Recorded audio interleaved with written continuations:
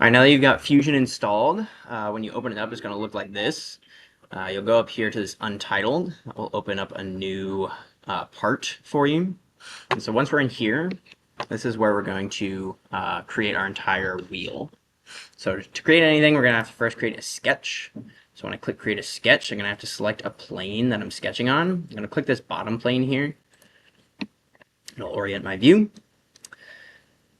And then I'm going to start putting in my sketch. So to start, I'm going to go down here to Circle and choose a circle here. I can also use the shortcut of just hitting the C key on my keyboard.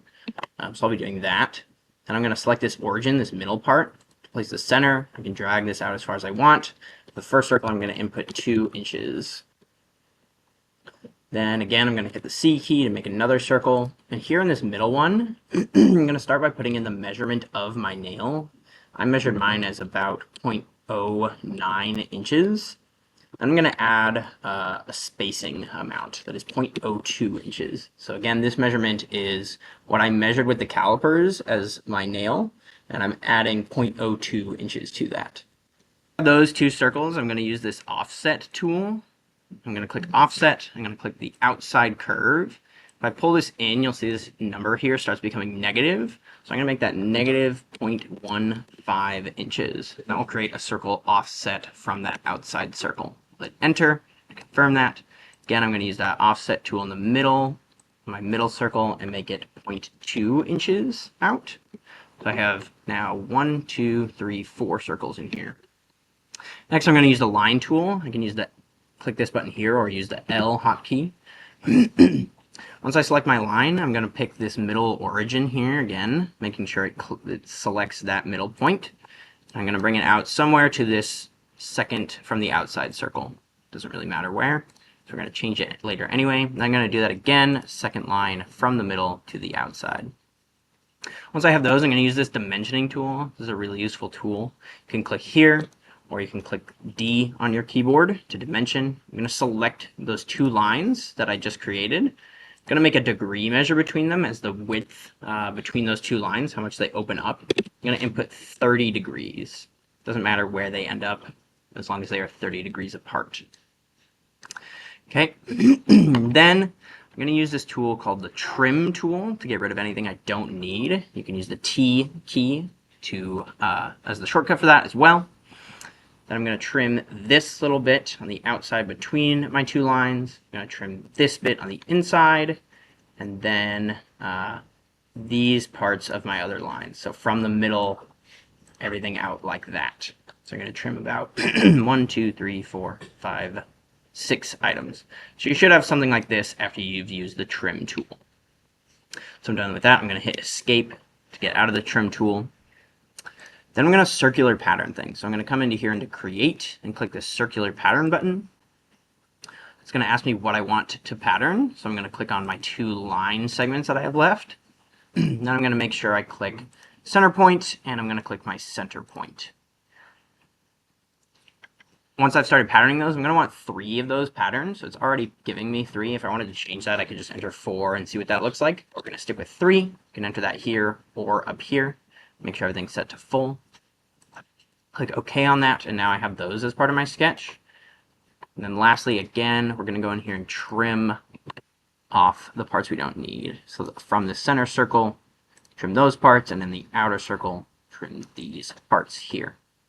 So then I should have something that looks like this. We're almost done. We're done with our sketch here, so I'm going to click Finish Sketch. Should have something that looks like this, that's enclosed and has 3 cutouts here. Then I'm going to extrude this. So I'm going to make this 3-dimensional. I'm going to click this button. I can use the E key on my keyboard if I want. I'm going to click any part of my wheel. So I can click this part here. I'm going to extrude it out 0.25, a quarter of an inch.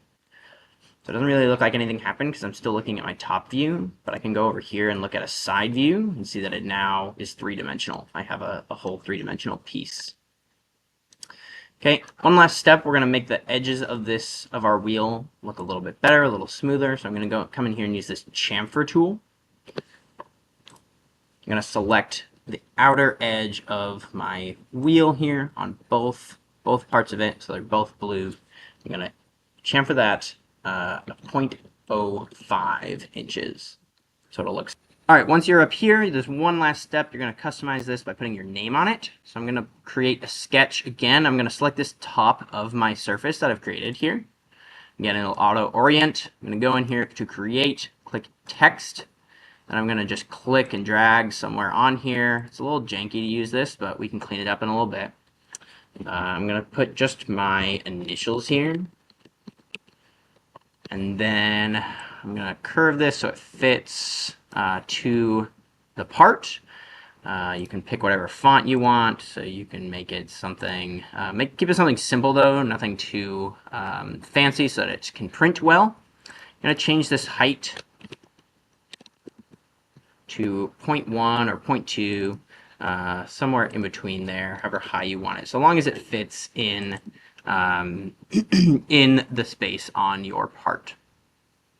So once that's done, I'm going to go ahead and adjust this box, if it will let me. Yeah, I'm going to adjust this box so that it all fits onto my part. Once I've done that, I'm going to finish my sketch, and then one more time I'm going to extrude using the E key, select that text. And I'm going to go in, use this arrow if I want, or I can just enter a number. I'm going to go in negative 0.05. You'll see that it automatically turns this into a cut, so it's taking material out of my design. And so now that I've done that, click OK, and I have my initials embedded into this part here. And in the next video, I'll show you how to export this file as an STL, which is what we'll use to print. So you'll create an STL and send that to us so that we can print that for you.